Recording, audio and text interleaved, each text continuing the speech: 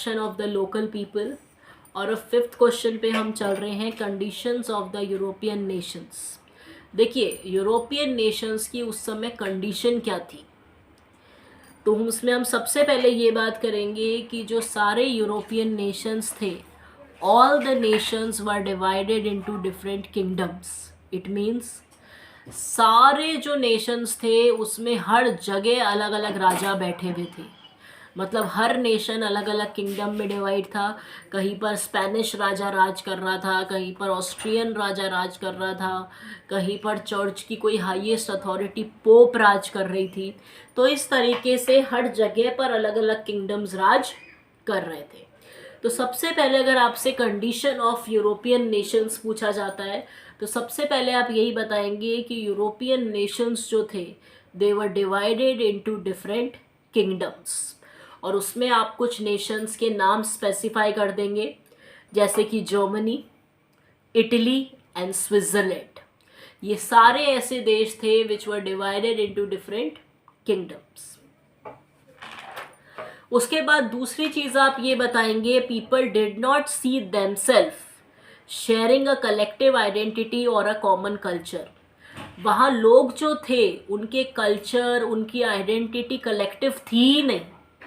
मतलब हर इंसान, हर कम्युनिटी अपने अलग अलग कल्चर को फॉलो कर रही थी। एक जो यूनिफॉर्मिटी रहती है किसी भी देश में, वो यूरोपियन नेशंस में देखने को नहीं मिल रही थी।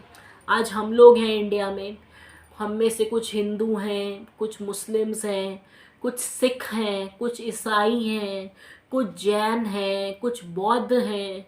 लेकिन at the end of the day हमारी एक आइडेंटिटी है, वी ऑल आर इंडियंस। लेकिन यहाँ पर इस तरह की आइडेंटिटी देखने को नहीं मिल रही थी। एक कलेक्टिव आइडेंटिटी जो लोगों की होती है, वो देखने को नहीं मिलती थी यूरोपियन नेशंस में उस समय पर। उसके अलावा लोग जो थे वो अलग अलग लैंग्वेजेस बोलते थे, जो एक बहुत ही बड़ा बैरियर था। आज अगर मेरी भाषा आपको समझ में नहीं आए और आपकी बोली हुई भाषा मुझे समझ में नहीं आए, तो शायद ये डिस्कशन, ये लेक्चर, ये कम्युनिकेशन सब कुछ मीनिंगलेस हो जाएगा। तो उस तरह की कंडीशन थी यूरोपियन नेशंस की, कि लोगों को अपनी नेशनल लैंग्वेज ही नहीं पता थी। कुछ लोग तो ऐसे थे जो अपनी लोकल लैंग्वेजेस ही बोला करते थे, उन्हें ना और कोई लैंग्वेज समझ में आती थी। तो ये भी एक बहुत बड़ा बैरियर था फॉर द यूरोपियन नेशंस, कि वो सब लोग अलग अलग लैंग्वेज बोला करते थे। उसमें आप थोड़े से एग्जाम्पल्स दे सकते हैं। जैसे अगर मैं हंगरी की बात करूं, तो हंगरी में आधी पॉपुलेशन तो मग्यार लैंग्वेज बोलती थी, और उसके अलावा आधी जो पॉपुलेशन थी वो वहाँ की लोकल लैंग्वेज बोला करती थी। तो आप ये बता सकते हैं कि एक एग्जाम्पल हंगरी हो सकता है, कि जहाँ पर आधी पॉपुलेशन तो मग्यार बोल रही है और आधी पॉपुलेशन कुछ लोकली लैंग्वेज बोल रही है। गैलिशिया की बात करूँ, गैलिशिया भी एक देश है, यहाँ का एक जगह है यहाँ की। जो क्या था यहाँ पर, कि यहाँ पर एरिस्टोक्रेट जो लोग थे, रिच पीपल, हाई प्रोफाइल जो लोग थे, वो अपने स्टेटस को शो करने के लिए पॉलिश लैंग्वेज बोलते थे। तो बेसिकली ये भी होता था कि इन यूरोपियन नेशंस में जो हाई प्रोफाइल लोग थे उनकी लैंग्वेज अलग होती थी। जो कॉमन सिटीजन्स होते थे, बेचारे मिडिल क्लास लोग, लोअर मिडिल क्लास लोग, उनकी कुछ अलग ही लैंग्वेज हुआ करती थी। तो यहाँ पर हंगरी की आप अगर बात करें, तो यहाँ पर आधी पॉपुलेशन मग्यार लैंग्वेज बोलती थी और आधी लोकल लैंग्वेज बोलती थी। अगर मैं गैलिशिया की बात करूँ, तो गैलिशिया में जो एरिस्टोक्रेट लोग थे, एलाइट पीपल, हाई प्रोफाइल लोग, वो लोग क्या लैंग्वेज बोलते थे, वो लोग पॉलिश लैंग्वेज बोलते थे। और उसके अलावा यहाँ पर 4 क्लासेस डोमिनेंट थी। 4 डोमिनेंट क्लासेस यहाँ कौन कौन सी थी? बोहेमियंस, स्लोवैक्स, स्लोवेंस एंड क्रूट्स। ये चारों नाम आपको अपनी एनसीईआरटीज में मिलेंगे। तो आप एज एन एग्जाम्पल ये नाम दे सकते हैं कि गैलिशिया में ये भी था कि 4 क्लासेस ही डोमिनेंट क्लास थी। उसके अलावा जो क्लासेस आती थी, कास्ट आती थी, उन सबको इन्फीरियर माना जाता था, जिसमें आते थे बोहेमियंस, स्लोवैक्स, स्लोवेंस एंड क्रूट्स। ये 4 डोमिनेंट क्लासेस थी वहाँ की। डोमिनेंट क्लास सिस्टम को अगर मैं समझाऊँ, तो आपने देखा होगा हमारे हिस्ट्री के समय पर हमारे यहाँ पर भी वर्ना सिस्टम चलता था। वर्ना सिस्टम हमारे भी देश में कास्ट को डिवाइड करता था, जिसमें सबसे पहले ब्राह्मण्स आते थे, फिर क्षत्रियाज आते थे, फिर वैश्याज आते थे और फिर शूद्राज आते थे।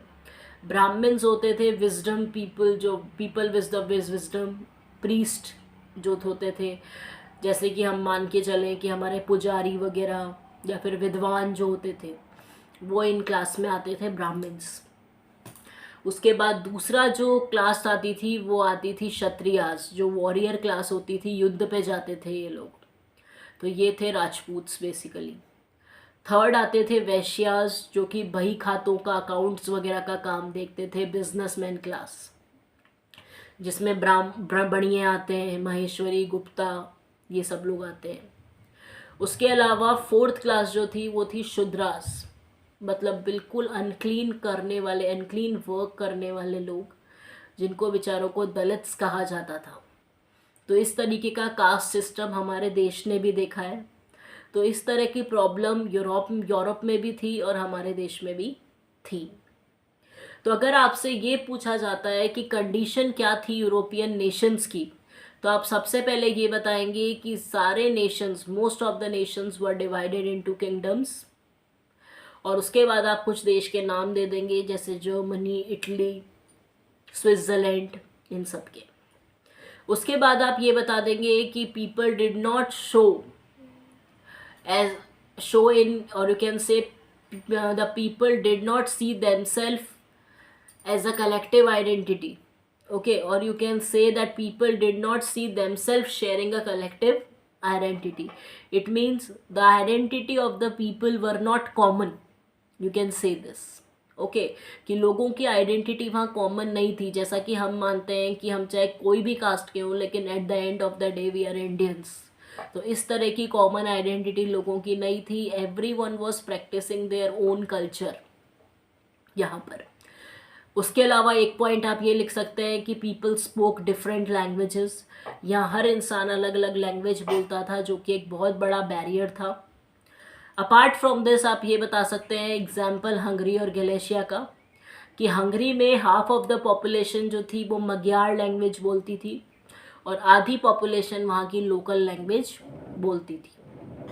उसके बाद आप एक एग्जाम्पल गलेशिया का दे सकते हैं कि गलेशिया में जो एरिस्टोक्रेट लोग थे वो पॉलिश लैंग्वेज बोलते थे, और यहाँ 4 डोमिनेंट क्लासेस थी, बोहेमियंस, स्लोवैक्स, स्लोवेंस एंड क्रूट्स। तो आप इन 4 कास्ट का नाम बता सकते हैं। तो इस तरीके से आप इस आंसर को कर सकते हैं। अगर आपसे यूरोपियन नेशंस की कंडीशन पूछी जाए कि लैंग्वेज अलग थी, किंगडम्स में डिवाइड था, कॉमन कल्चर शेयर नहीं कर रहे थे, और उसके बाद आप ये बता सकते हैं कि